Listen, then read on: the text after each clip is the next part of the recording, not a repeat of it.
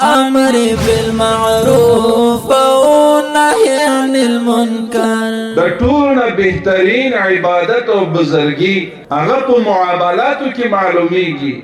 قدرمندو مونږ او تاسو په دنیا کې قرار لرو چې د الله بندگی لپاره پیدا شوی یو. لکه وما خلقت الجن والانس الا ليعبدون. د الله تعالی د پاره مالی او بدني عبادت کول. خو قدرمند مسلمانانو عبادت یوازې مونځ ته نه وایي لکه مونږ او تاسې مونځ کوو. مونځ فرض عین دی.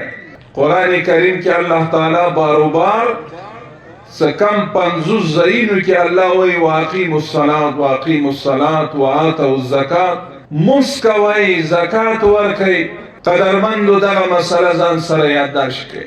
یو مسلمان مونځ هم کوي، جومات کې هم وي، روزه هم نیسي، زکات هم ورکوي که صاحب النصاب وي، دولتمند وي، حج ته هم ځي.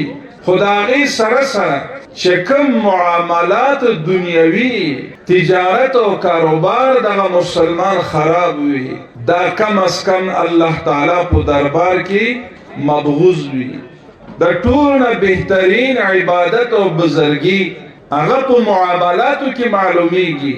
نو مونږ او تاسې دلته چې راغونډ شوی خپل اولادو باندې زده کړه وکړو او د عباداتو د منځونو، روزه، حج سره سره خپل اولادو ته تعلیم او تربیه ورکړو د معاملاتو، د اخلاقو، د تربیت.